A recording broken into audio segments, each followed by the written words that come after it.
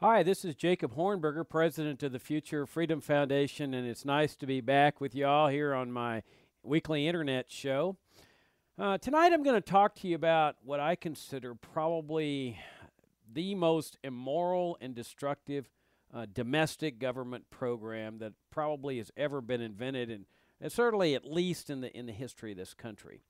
And that, of course, is the war on drugs. I think it would be difficult to find a better example of where a government program has ruined and destroyed more lives than the war on drugs. Um, I thought I'd start out first, though, by sharing with you a little bit of personal experience. Um, I grew up in Laredo, Texas, and Laredo is right on the border with Mexico. I actually spent most of my childhood on a farm that I was living on with my family, of course, that adjoined the Rio Grande. I had firsthand experience with Border Patrol and DEA agents and customs officials and so forth. When I was in high school, we would go across the river into Mexico, nightclubs or whatever, and then we'd come back and meet the inspectors at the bridge, where sometimes they would ask us to open up our trunk and search our vehicle and so forth. And I recall that some of my good friends in high school got busted with marijuana, usually very small quantities, like less than an ounce or so forth. And they would be prosecuted in federal court. It was considered that serious of offense, and they got convicted. Some of them got sent up to the federal penitentiary for possession of a small amount of marijuana, and it accomplished absolutely nothing. It ruined their lives. In fact, if anyone ever were to ask me, what do you think of the greatest accomplishment of the war on drugs, I would say the number of lives it's ruined. I mean, ruination is the name of the game in the war on drugs. And that's what they did to these friends of mine, by giving them a federal conviction on their on their record, sending them up the river to some federal penitentiary. I mean, these were good people. They were good friends of mine. They came from nice families. I knew their sisters and their brothers. I mean, I can tell you, these are not your classic criminal element. It was just part and parcel of this immoral and destructive war on drugs. When I came back to Laredo after law school, which was 1975, I began practicing law in partnership with my father.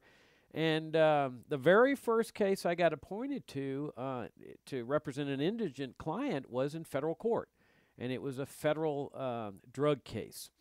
And so, in the course of that case, I got to know the assistant U.S. attorney and many of the DEA agents. And what was kind of interesting is that you could see the commitment on these DEA agents.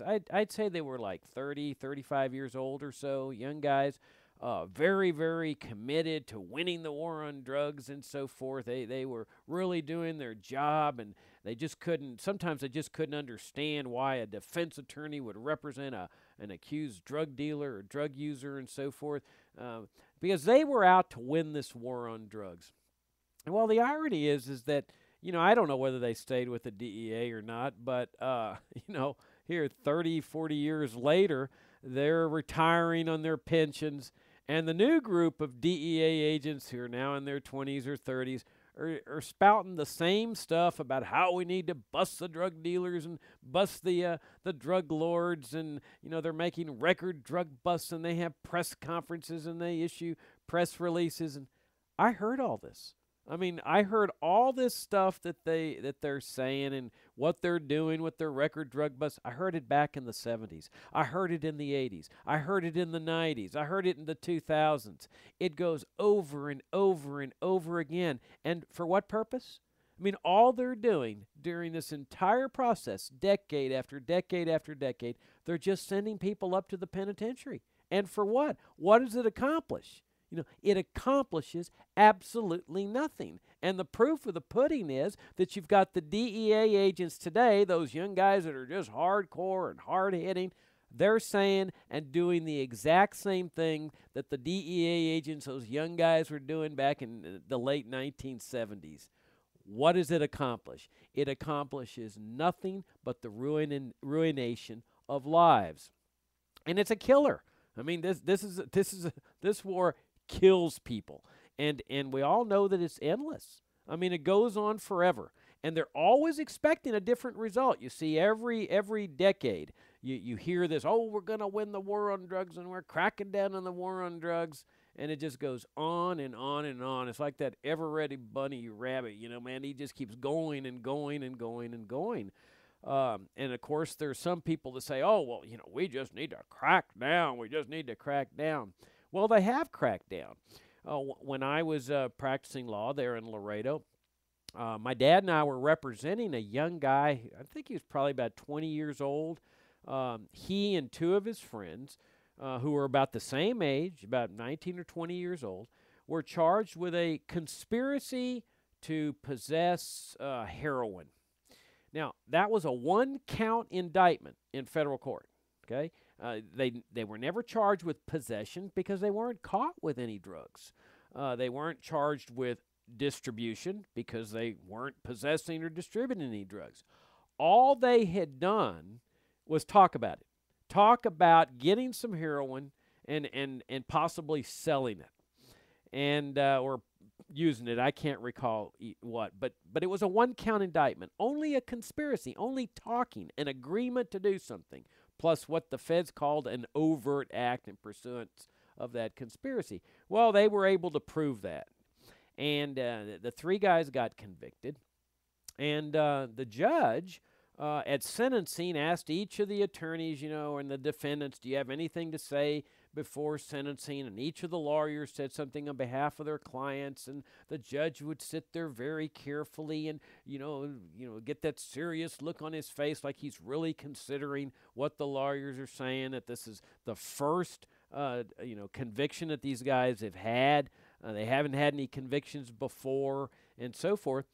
And so finally the judge says, well, is there anything else? And the lawyers say no, and the judge says, 15 years, 15 years, 15 years. That was the maximum he could give. He gave each one of those 20-year-old guys 15 years in the federal penitentiary for just talking about something that they had never accomplished. That judge was known as Maximum John. It was Judge John Wood, and ironically, Wood, several years later, would get assassinated by Charles Harrelson in a drug case, as part of a drug case involving a gang called the Chagra Brothers, in which the Chagra Brothers were upset because they believed that Judge Wood was cooperating and working with federal prosecutors to get a conviction, win the war on drugs. And if that's the case, of course, he would be transcending the ethical boundaries of a judge who should be impartial, who should be giving no favoritism to either side. And the Chagra brothers were not pleased with this situation, and they apparently hired Harrelson, who assassinated the judge. The point being that this war on drugs is very corrupting. I mean, it sucks people into it.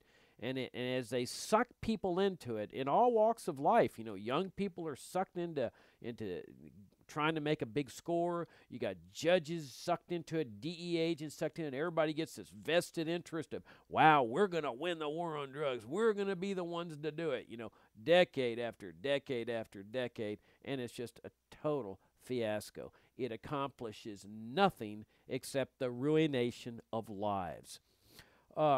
Now, what is it? Let me explain, first of all, how this thing works, how a black market works, because that's what we have here. We have what's called a black market. Now, what's a black market? Well, when you make a certain good or service illegal, then what forms is the free market, but they call it a black market because it's an illegal market.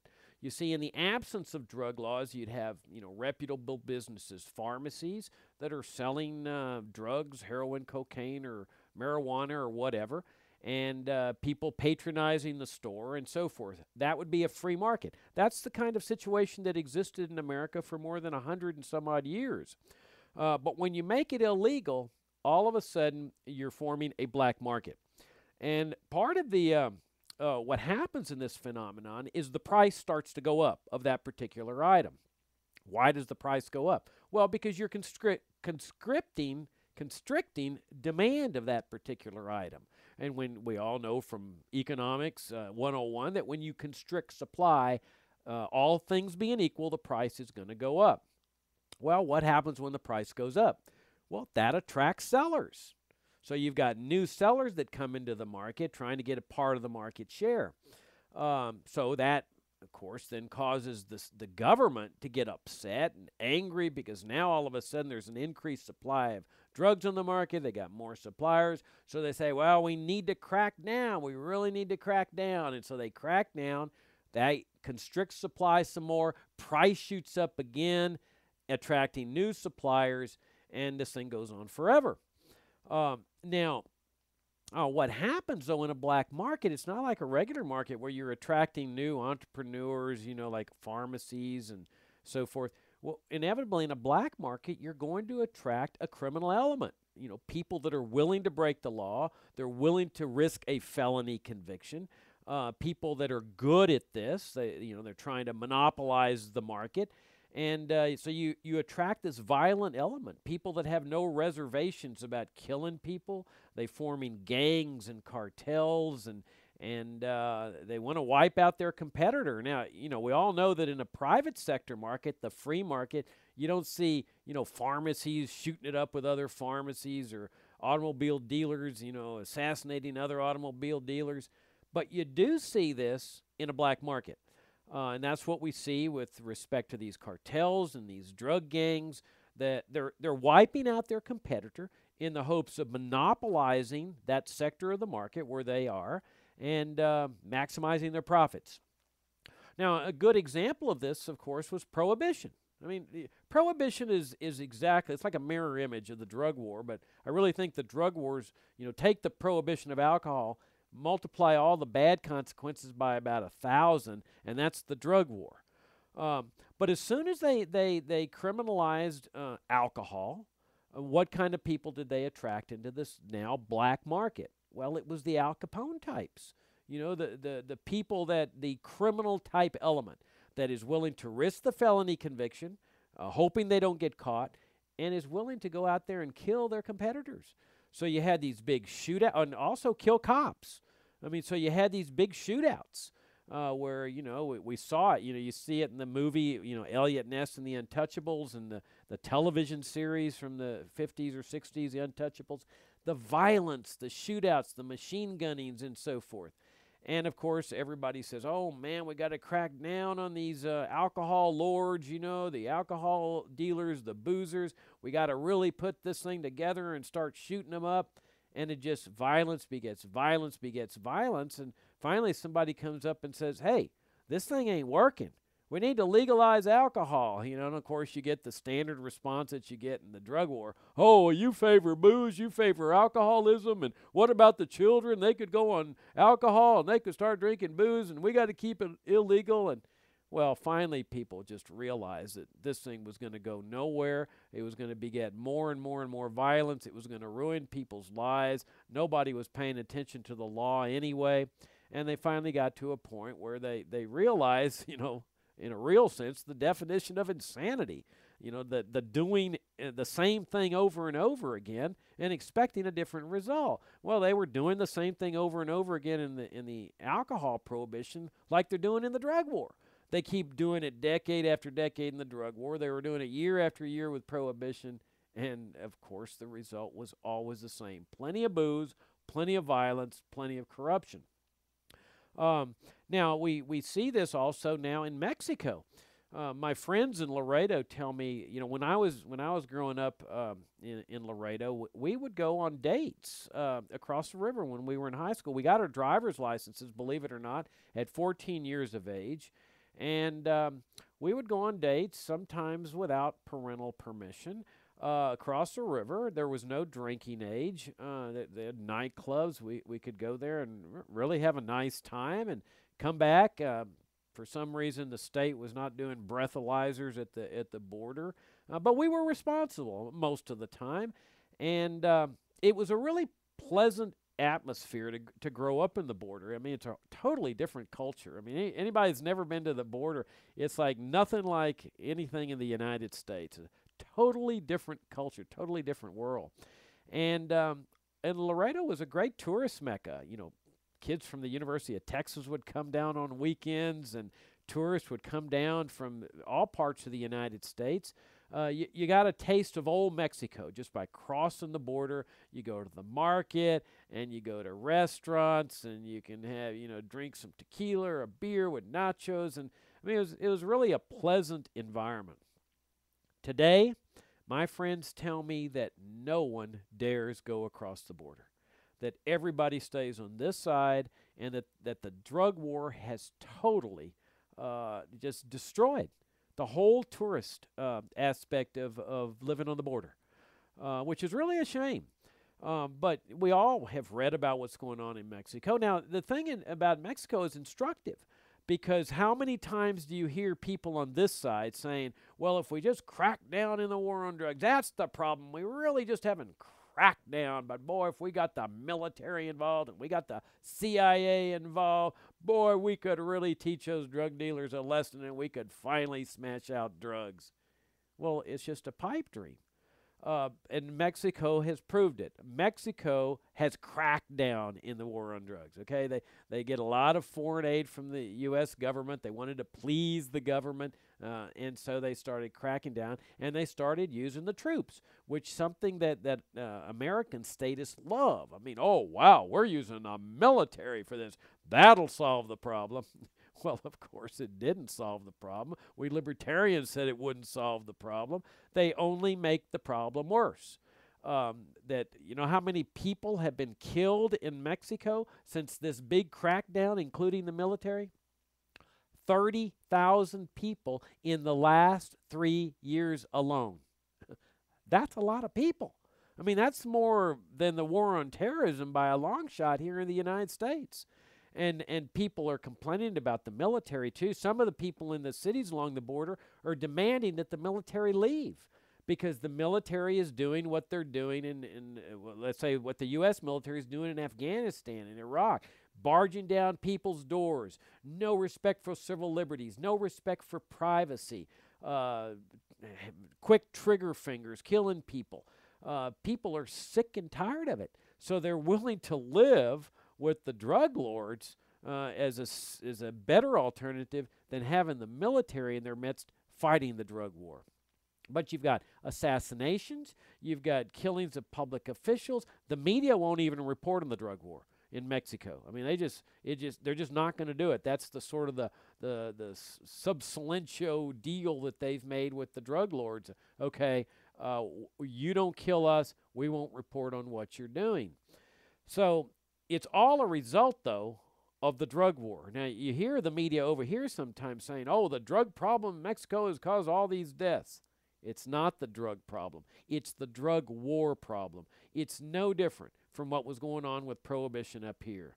And of course, the risk is that this violence is going to be crossing over into the American side, which is then going to give the statists the excuse to use the military, use the CIA, use the drone assassinations. In other words, do everything that they're doing in Afghanistan and Iraq down there on the border, including gun control. I mean, they're already talking about that the Mexicans are saying, oh, the reason we have all this violence is because you people have let guns come down into Mexico. And so, of course, the statists on this side of the border are using that crisis is an opportunity for, to get their gun control agenda, stricter limits on gun sellers selling guns to people along the border or in San Antonio or Tucson or San Diego, in where they can then take the guns in there. It's a classic example of what Ludwig von Mises said, where one intervention leads to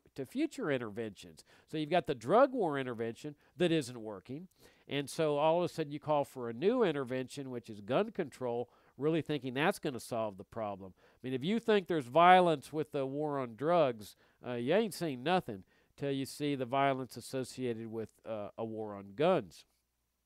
Now, I can't think of anything good that the war on drugs has produced. I mean, everything it has produced is bad.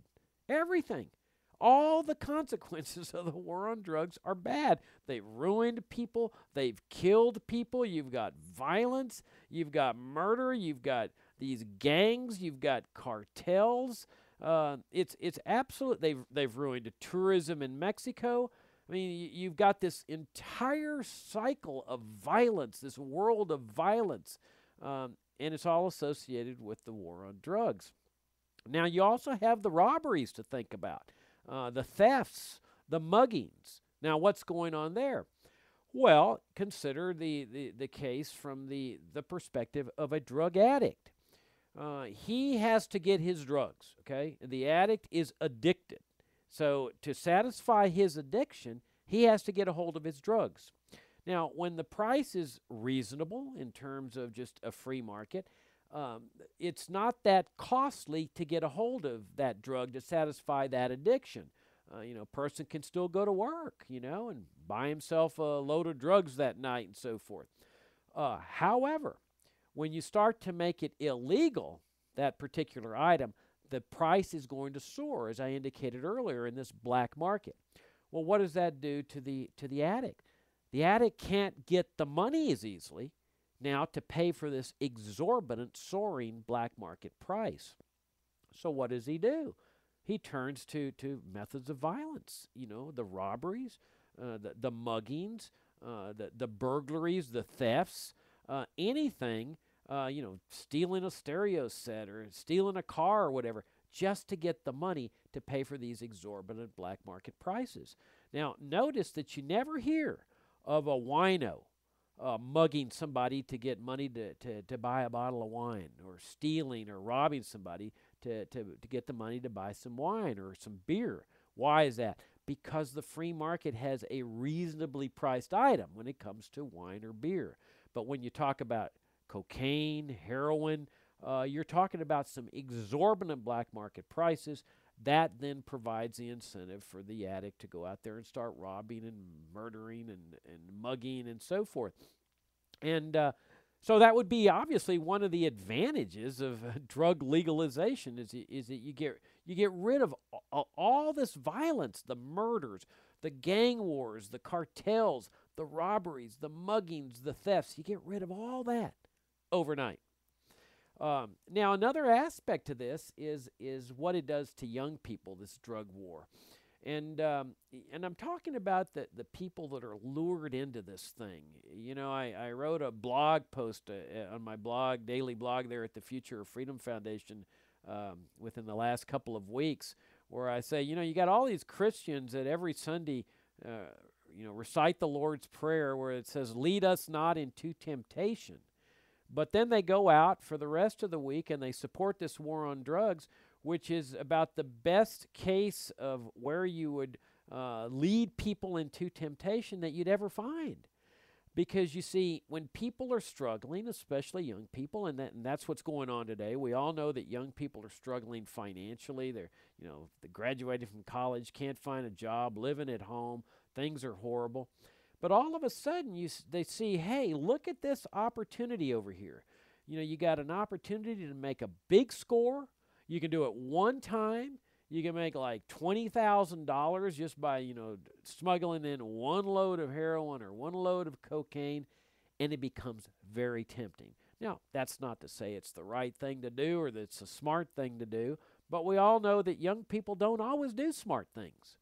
But what happens is that because these profits are so enormous that it sucks people into this, it lures them, it tempts them to give it a try.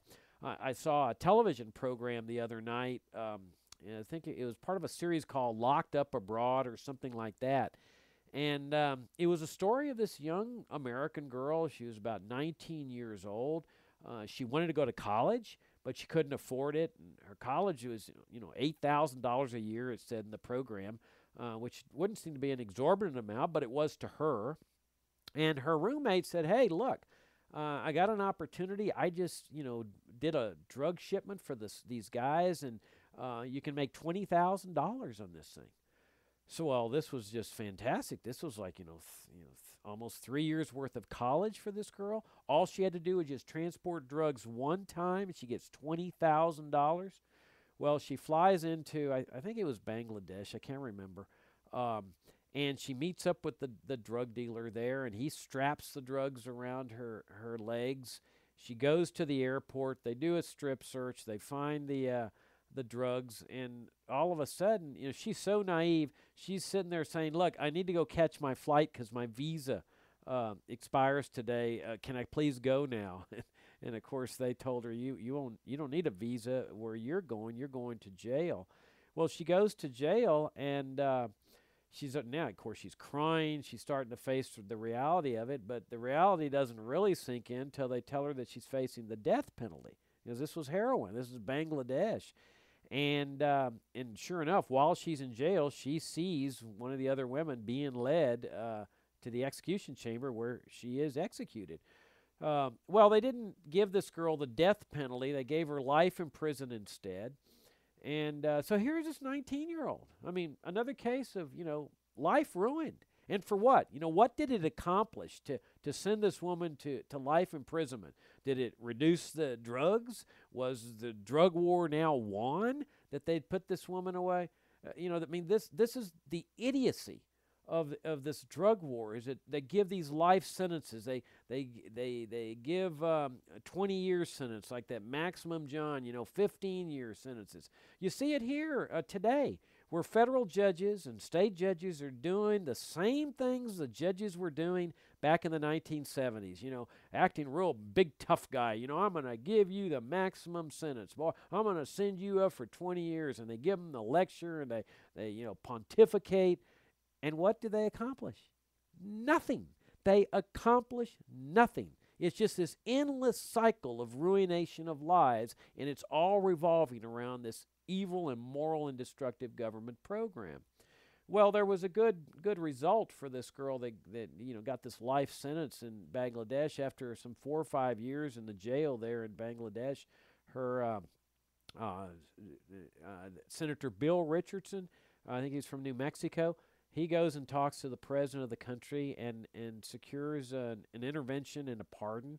And so the girl's released, and so now she's getting her life back in order. But it's I don't know whether that conviction goes on her record here, but this is a classic example of where you suck people in and then you just ruin their lives with these convictions with no positive result at all. It accomplishes nothing. It's just this endless cycle, expecting different results, hoping for different results, but the thing just goes on and on and on. You got a new batch of judges pontificating, giving the maximum sentences, new batch of DEA agents spouting off all the, oh boy, we got to beat the drug cartels and the drug lords, and they just keep doing it over and over again. In fact, if you go back to the 70s, you'll see who the big drug dealers are. You can look it up on Wikipedia, a guy named Carlos Leader, and there was the Medellin cartel and other cartels in Colombia, and they were, the DEA agents and the government officials and the federal judges were making all their big pronouncements about how if we just bust these drug cartels, we can do it. Well, they did. They busted up the Medellin cartel. They arrested Carlos Leader. They extradited him back, and for what? In fact, remember when the U.S. government invaded Panama to supposedly to arrest their former CIA agent, Antonio Noriega? And, of course, it was just a sheer classic regime change operation, but they needed an excuse, sort of like, when they invaded Iraq and they needed an excuse. They can't just say, hey, we're invading this country because we're trying to get regime change and put our guy in office. They got to come up with some kind of rationale. And so when they invaded Iraq, they said, oh, WMDs, We knew it was a crock. The libertarians knew it was a crock. But it was a crock, too, when they invaded Panama, where they said, oh, well, we're enforcing the drug war here, and our former CIA agent is pushing drugs. And of course, they kill, I don't know how many people there as part of that invasion. There's all this fanfare. It was like you almost got the sense of the old Roman Empire, where they'd grab the head of the barbarians and parade him down the streets. I often wondered why they didn't do that, parade Antonio Noriega down, Pennsylvania Avenue in chains where all the bureaucrats could sit there and clap and so forth. And so they brought him up here. They convicted him of drug dealing and sent him away, I don't know, 20 years or so. Even that wasn't enough for him.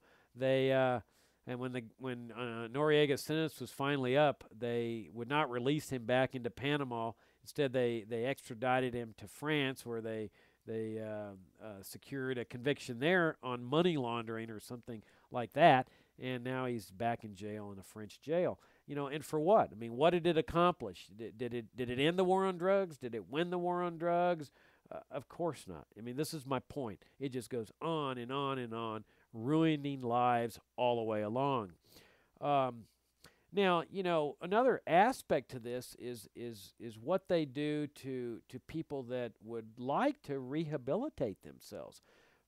In fact, the drug war, interferes with rehabilitation. Because we're often told by public officials. I mean, you hear this message that all you got to do to drugs is just say no. That's their standard position. They go into the public schools and they say, just say no, just say no. So the idea is that if you see a drug, you look at it and you say no, and so that solves everybody's problem. That all they got to do is just say no. Well, that's ridiculous. I mean, it's idiocy. There's a reason that people take drugs. It's normally involved with some kind of medication of pain, and that can very well be emotional pain. It's a deep pain, like a psychic pain or emotional pain or physical pain or whatever. But that's why ordinarily people are taking drugs. It makes them feel good. It softens the pain. It relieves the pain. Now, that's not to say it's a good thing. I mean, the best thing is that, if you've got some kind of pain, is to figure out what's causing the pain. And that's what, therapy's all about. You go into therapy and you confront, what's going on, what's happening with the pain. And then by getting to the cause, the root cause of the pain, then, the pain goes away. You don't need the drugs anymore. And so it's not just a question of, just say no, just say no. Now, what is it that causes people pain? Why is it that so many people are on drugs? Why is there such a drug problem that you need a war on drugs decade after decade after decade? Well, only a psychiatrist can answer those kind of questions. But, I mean, family situations. I mean, we've got, sexual abuse of children and physical abuse, beating, emotional abuse, insulting, demeaning behavior on the part of parents. I mean, you've got all this stuff in the family, alcoholism and stuff. I mean, all that can generate the pain that goes into later drug use. One of the things that people never talk about, though, in fact, I talk about it in an upcoming issue of our journal, Freedom Daily, which, by the way, if you're not subscribing to, you should be. It's our journal at the Future of Freedom Foundation. It's called Freedom Daily, but it's monthly. It's $25 a year or $15 email version. You get 12 issues a year, and it's a good way to support us. But in an upcoming issue, by the way, you can go to our website at fff.org and subscribe. Hope you do. In an upcoming issue, I talk about the effect that public government schooling has on kids. Nobody talks about that because we all grow up in this system. And we all just think it's normal and it's just, ordinary. It's a part of our lives. We're all born and raised with it. What I'm raising in this article is the idea of what coercion does to a family, to a child, 6 years old. The state says, you will have that child report to that yellow school bus and you'll herd him into this institution, which really, as I point out in the article, is just a variation of the Army. I mean, they inculcate this sense of deference to authority and this mindset of obedience, following orders and supporting the state inculcating this sense of trust the state. We know what's best. If we say the drug war is necessary, by golly, you people will support the drug war when you grow up, because this is what being a good citizen's all about. Well, we tend to think that this system of coercion is not going to have an adverse effect on people. I don't see how it cannot have an effect. I mean, this is horrendous. I mean, the idea that education and coercion can work together is just absolute nonsense. And these kids, most people just adjust. Most kids just adjust, just like most people that are drafted. They adjust to the abuse at boot camp, and they'll drop down for 10 when they're told, and they'll do all sorts of ridiculous things, right face and left face, and it's all with inculcating this mindset of obedience. But in public schools, you learn that there's certain kids that resist this. This is not for them, and they get distracted and they get bored, and there's this government employee droning on, and the bells are ringing, and they can't stick with a subject that they're interested in, and so they just get bored and they start walking around. And of course, what's diagnosed? Oh, well, that there is something wrong with the kid. You see, no one ever assumes that the system's aberrant, that the system itself is dysfunctional. And the parent comes in with consultation, and the parent, he went to public school most likely too, and so he says, oh yeah, I'm going to defer to authority. The principal and the counselor and the therapist, they're all saying that my kid is something's wrong with my kid because he doesn't want to sit there and listen to these boring lectures, and oh, okay, yeah, let's put him on Ritalin, let's put him on Adderall. This will get his mind, his brain softened up, and so that they can then mold him into becoming one of the mass, one of the collective. Well, in my opinion, it's the kid that's operating healthily. I mean, he's doing what's natural. He's saying, this is not a good system. This is not for me, This is not consistent with my love of learning and that every kid has from 0 to 6. My awe of the universe, where you see a kid from 0 to 6 and his eyes are this big, he's taking everything in. By the time he's finished with his public school experience, he hates learning, he hates school, there's no awe of the universe anymore, and he hardly ever hits anybody with that 3-letter word that he used to bedevil his parents with, why. So my point is that this may be one of the reasons why so many kids are out there on drugs, because it just screws them up. And, of course, I think we should also take into consideration some of the things I've talked about before on this show is, that Americans live a life of the lie. They live a life of delusion, thinking that the welfare state is freedom. I mean, that's a delusion. You look in any psychiatry book, talk to any psychiatrist, ask him, what happens to people when they operate under a false reality, when they operate under a delusion? They will tell you that there's going to be psychological consequences, adverse ones. And so you've got people operating under this huge welfare state, this huge public coercive educational system. You've got, invasions and occupations of country that we're told are part of freedom and our free enterprise system, and we're spreading freedom around the world as our government is killing people, every week for 10 years. To believe all this, that this is freedom and that it's all natural and normal and that we just have to accept that killing as part of the war on terrorism is now a permanent part of our life, but don't worry because, thank God I'm an American because at least I know I'm free. Well, my hunch is that all this delusionary thinking is having real adverse consequences, and that might be one of the reasons why there's so much drug addiction. But regardless of what the reason is, even if you can't buy that, the point is this: the only way that you can really get to a drug addiction is by going into therapy. Drug rehab. You know what the most successful drug rehab program in history is? It's Alcoholics Anonymous, AA. And it's all free. There's no government funding of this operation. It's just people just going in and talking. And that's the whole idea of therapy. You're talking out your problems to somebody that you can trust, somebody that understands, it's empathetic, and that can help you analyze and get to the root of things. Well, with drug laws, that reduces the incentive of people to be open about their addictions. You see, to get to the root of a pain that's causing the drug addiction, you got to talk about it. You got to be open about it. You got to be, even not just in an AA meeting, you got to be open with other people, family members, friends, and say, man, I got a drug problem, and this is what's going on. Well, you do that in today's climate, and for the last 40, 50 years, you don't know who's going to be listening, because there's narcs everywhere. And there may be narcs in the AA meeting, or at Narcanon, or any of these groups. You can't be sure. And so the addict, it's driven underground, this addiction, where he's inhibited from talking freely about it because of the thought that he might get busted by some narc that's happened to eavesdrop, or somebody rats him out, because you got a lot of rats in society where they're returning in people on drug laws and so forth, and the narcs are always ready there to bust them. So that's another bad part of this thing. The drug war reinforces addiction.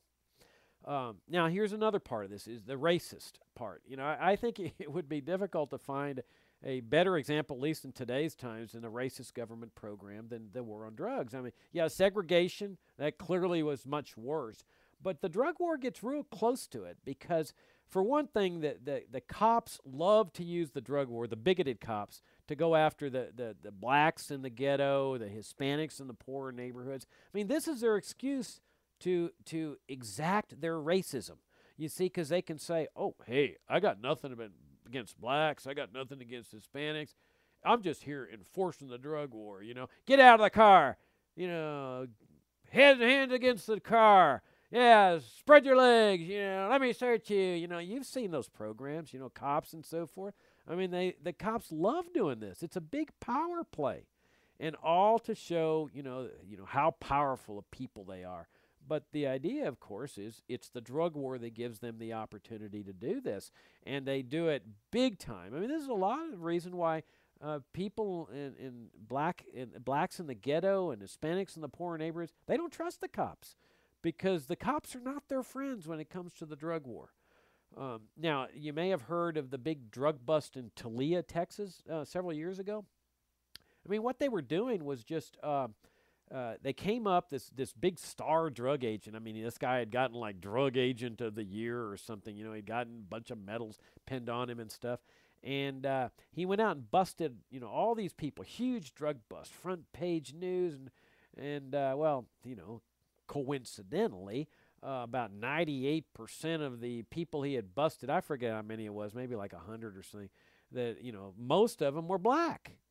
And, they got up, at their trials, and, they were very poor people. They said they hadn't done anything, but who's going to believe, a poor black versus, Mr. Star Agent of the Year, white guy? And so they all get convicted. And the judge, standard procedure, starts pontificating about, what you people have done to our community and all this stuff. The same nonsense you hear every time somebody comes up and gets convicted of these things. So they send him up the river. They send him to the penitentiary. I forget how many, but most of them, if not all of them. Long sentences, 20-year sentences.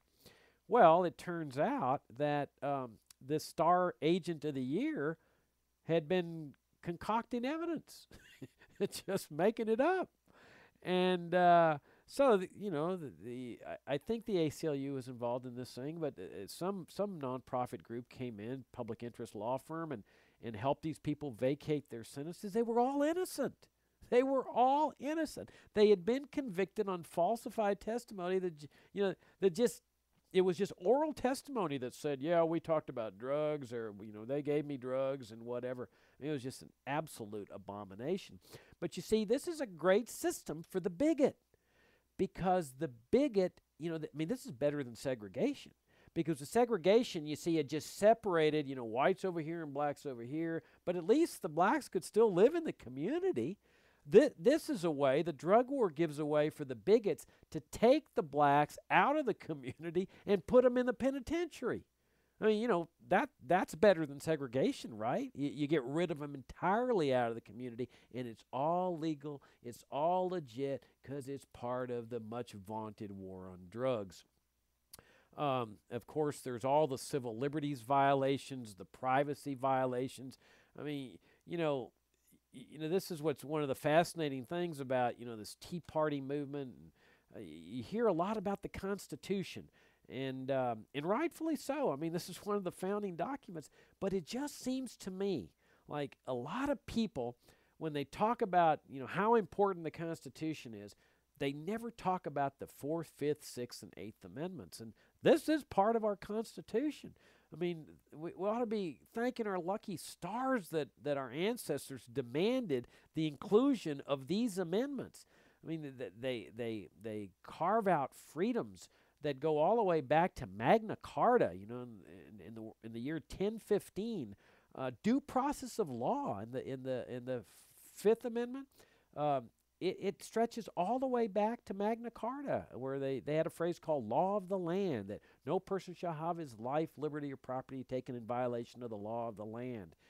Well, the drug war has been used as the way to denigrate these fundamentally important rights that have been carved out for centuries, going back through British resistance to the tyranny of their own government.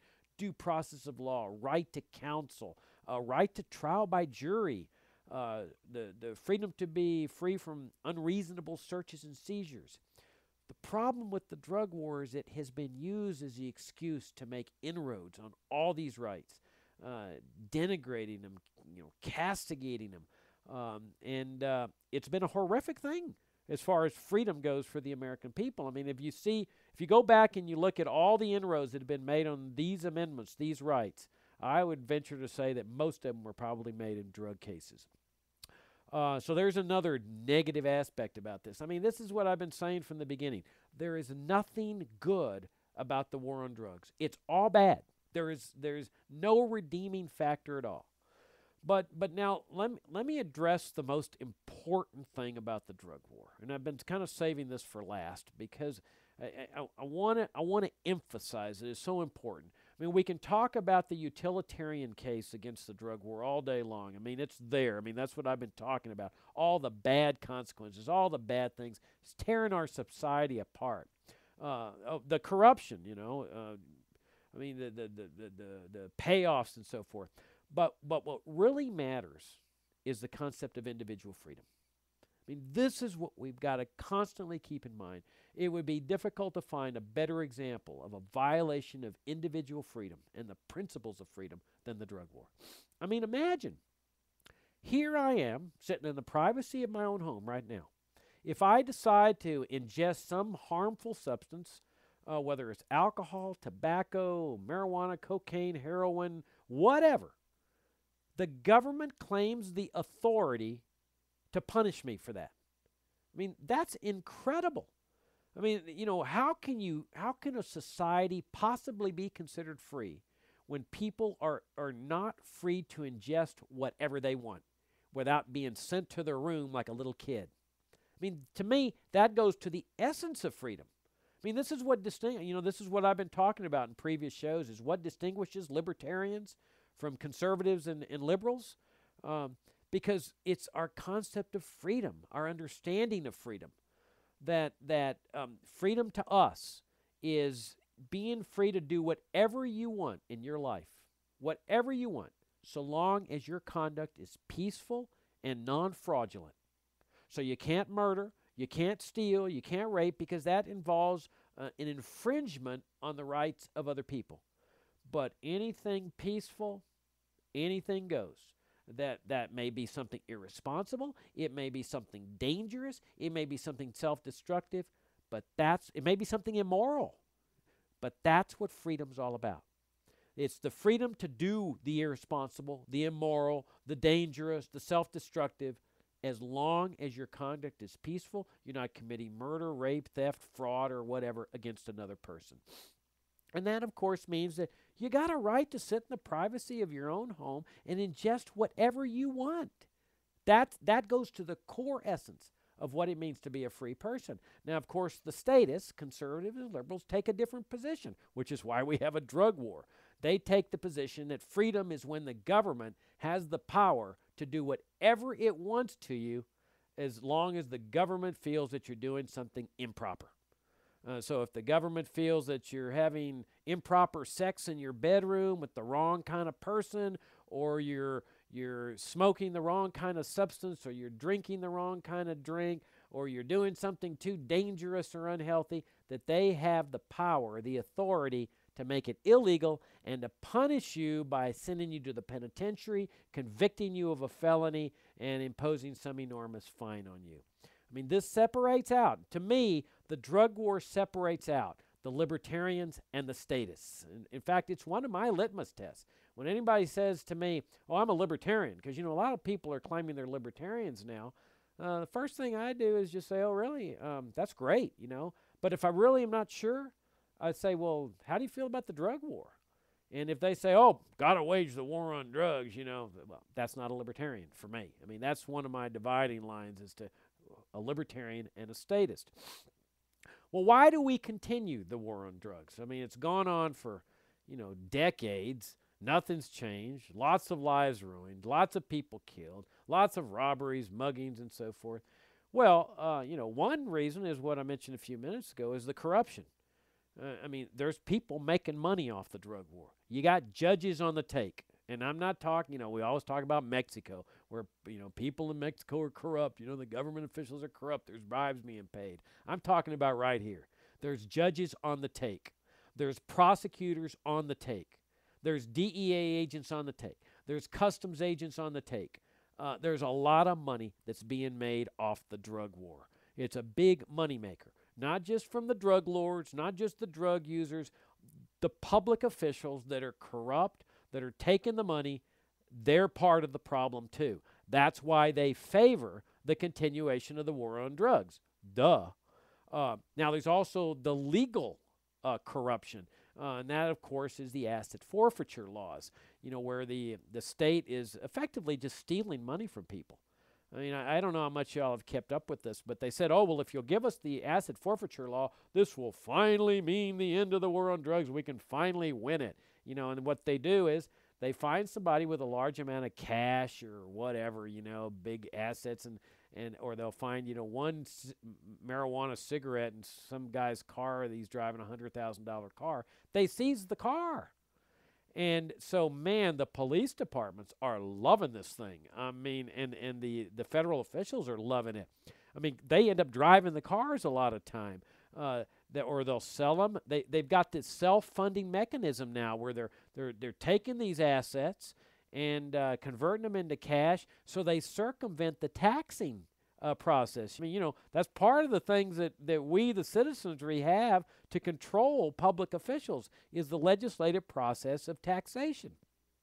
Well, they're able to circumvent having to raise taxes because they're out there taking all this property, and it becomes a self-funding fiefdom. And, of course, they're going to support the continuation of this fiefdom by supporting the continuation of the war on drugs. And what they do is a lot of this, the burden of this is falling on poor people. Like on the highways. I mean, it was a classic highway robbery. The press had a story about it a couple of years ago in the South, where the cops just look at poor people, stop them on the highway driving along. They find cash on them, $1,000, $5,000 cash, and they say, well, got to be for drugs. Why else would a poor man be, having cash on him? Then they say, if you don't like it, sue us. So, yeah, a person loses $1,000, $2,000 or $3,000 because the cops have just taken it. How's he going to go hire a lawyer to get his money back? And so ordinarily he's not going to do it. And so the cops are sitting there laughing all the way as they go and drink their beer that night because they've just made $2,000 or $3,000 for free. It's a corrupting process. There's the bribes, the payoffs, and now this asset forfeiture. There's also, of course, though, the regular jobs. There's jobs in the drug war. There's judges and prosecutor jobs and DEA jobs and customs jobs and deputy sheriffs. It's a big bonanza for bureaucrats. What would happen if you legalize drugs? Those people would have to go out in the private sector and get real jobs, productive jobs. They don't want that. They want this bureaucratic job. An example like it was Elliot Ness. What happens to the Elliot Nesses of the world during Prohibition when alcohol's legalized. Well, you get rid of the Al Capone types. You know, you don't have any more alcohol lords and drug lords and stuff, but you also don't have any more drug agents or alcohol agents. And this is why, you know, the two primary groups that are supporting the war on drugs today are drug cartels and drug lords and so forth, and the law enforcement end of the government officials. You know, the DEA agents, the judges whose, you know, all their dockets filled with drug cases, and all the clerks. And they're the ones fighting to continue the war on drugs because it's jobs for these people. And, of course, with drug legalization, you'd get rid of their jobs and the drug lords' jobs and the cartel jobs immediately. And then, of course, finally, why are we continuing it? Because of this sense of, oh, well, drugs are bad. Drugs are bad. We can't surrender to the drugs. If we surrender to the drugs, they will have won. And it's just idiocy. It's just absolute idiocy. I mean, did they surrender to alcohol when they legalized alcohol? I mean, how do you surrender to a drug? You know, there's all kinds of things that are bad in life. You know, we could spend a couple hours talking about all the bad things in life. That doesn't mean that they should be illegal. I mean, we deal with them in other ways, as I talked about before. You know, what do you do? How do you deal with drug addiction? Well, you deal with drug rehab and being open about it and encouraging people to be open. But this sense of just because something's bad, that we need to make it illegal and, oh, we have to send the military in, well, you know, then you end up with all of these horrendous experiences, and you got an endless war that accomplishes nothing. Now, the positive side of all this is that, you know, there's a lot more people that are now realizing that drug legalization is the only way to go. We libertarians have been saying this for decades. I remember back 20 years ago when I started the Future of Freedom Foundation, you know, I could go on a radio talk show and talk about drug legalization knowing that all the phone calls were going to light up immediately. They don't light up anymore. I mean, drug legalization is now on the table. You've got conservatives. William Buckley, before he passed away, favored drug legalization. You got cops. There's a LEAP, a cop organization, calling for drug legalization. You got federal judges, state judges, prosecutors. People are finally coming to the conclusion you libertarians have been right from the very beginning. This is the only way to go. You got presidents of other countries, certainly not the president of the United States, but presidents of other countries, Mexico and so forth, that are talking about, look, time to get rid of this experiment. It's as disastrous as it was with prohibition. Time to legalize it. And it's really the only way to go. There is no other solution. Cracking down's not going to accomplish anything. They've been cracking down for 40 years. They're cracking down in Mexico. Lightening up, reforming drug laws. Forget all that stuff. There is only one solution out of this darkness, and that's to legalize this thing, end the war on drugs, leave people free to live their lives the way they choose so long as their conduct is peaceful. So that's the show tonight. I won't be with you next weekend. I got a previous commitment, so it'll be 2 weeks from today. You can join me, friend me on Facebook. I put regular announcements on the show there. Better yet, come to the Future of Freedom Foundation. Subscribe to our daily FFF email update. It's got coming events there, and including the radio show as a reminder. We like to think, we strive to make it one of the best daily internet libertarian editorial op-ed pages on the internet, and it's free for the asking. If you like it, I'd encourage you to subscribe to our publication, Freedom Daily. It's $25 a year. Also, we greatly would appreciate your donations, your financial support to FFF. If you join in any amount, but if you join our Freedom Club, which is $250 above, our special Christmas bonus was a really nice blanket with the Future of Freedom Foundation on it. It rolls up. It's got, it packages up. You can carry it with you in games or whatever. Keep it in your car in case your car breaks down. Really nice. We ran out, but we're getting ready to make a new order. You send us a donation now. We can slip you in on that order. And you get a monthly video from me, actually a live video, and then we send it out recorded. Special to the members of the FFF Freedom Club. So, and invite you to come and be a part of our foundation. We've been around 21 years fighting against this drug war, fighting against the other wrongful laws and policies and programs of this government. And we think we're going to prevail because we have confidence in the power of ideas. So that's the show. Come and visit us at fff.org. Thanks so much for tuning in, and I'll see you 2 weeks from tonight. Good night.